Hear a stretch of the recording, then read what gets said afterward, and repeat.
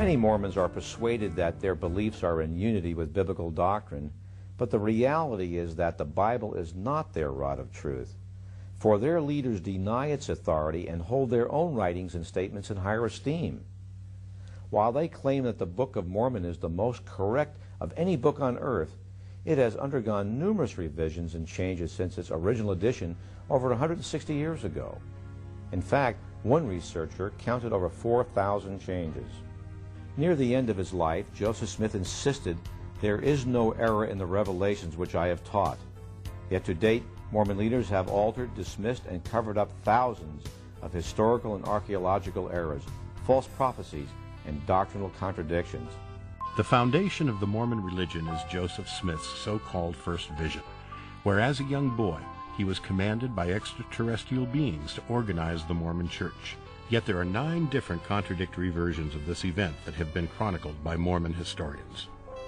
Mormon leaders are deliberately keeping from you the true history of their religion because they know you will have a hard time believing it's from God if you saw how it really was all put together. In the unpublished accounts, we find that Joseph Smith first said it was just Jesus that appeared to him. The second time he wrote a story down, a few years later, he says many angels appeared to him. Then some years later, he says that 2 beings appeared. He changes the date, he changes how old he is, he changes the motivation, why he went into the woods to pray, he changes who was there, and he changes what the message was that they gave him. So if he were giving us an actual account of a real experience, we would assume he would have known the first time around whether it was God or Jesus, if it was both of them, what their message was, and when it happened. Yet we find him redrafting this story. Well, if you were a witness of an accident and someone asked you to tell about it, if you gave 3 accounts as divergent as those 3 are, people would say you couldn't have witnessed the event. And there are so many things in the church records, if they were open for public inspection, it would tarnish this beautiful image that the church puts out. The missionary comes to your door, we have a beautiful story to tell you about families, and they want to tell you what a glorious place this is to raise your children.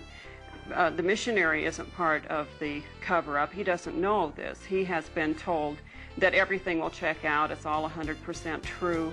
He thinks the records are open. He doesn't even realize he couldn't go to Salt Lake and see these documents for himself. So leaders have to go back and rework, rewrite, cover up, change, delete, add, all the way through on all of their books, their history, their scriptures. They suppress their diaries because these things show the confusion and the man-made nature of the theology and the religion. The Book of Mormon claims to be an actual historical record translated from real plates that Joseph Smith unearthed in a hill in New York. Now, if this is a genuine history, one would assume you could study this just like you would study any historical book. We turn to the Book of Mormon, we have nothing. There is no Nephite language, there are no Nephite cities, there is not a map in any Book of Mormon. You cannot locate any site. There is no evidence for the book, and yet it's supposed to be a historical record. We have never excavated one single artifact that even remotely relates to this alleged civilization that the Mormons claim existed in the United States, Central America, and in South America. Many people do not understand the Book of Mormon. This is a history of the people that inhabited the American continent, North, South, and Central America, from about 600 BC till about 420 AD. And we have much evidence, of course.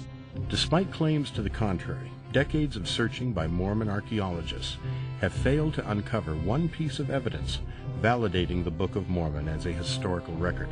Yet in the last 100 years, more than 25,000 archaeological digs have unearthed evidence validating the Bible as an accurate record of history.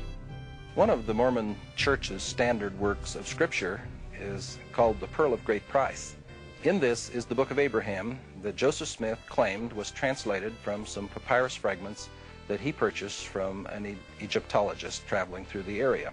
And by 1842, with no knowledge of the Egyptian language, he translated that into what is called the Book of Abraham. That manuscript disappeared until 1967. It has now resurfaced.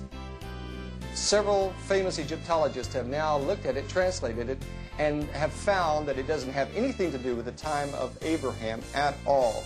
Joseph Smith did not get right even one word in this whole translation. In fact, he took one little letter that looks like a backwards E and translated it into over 76 words with 7 names.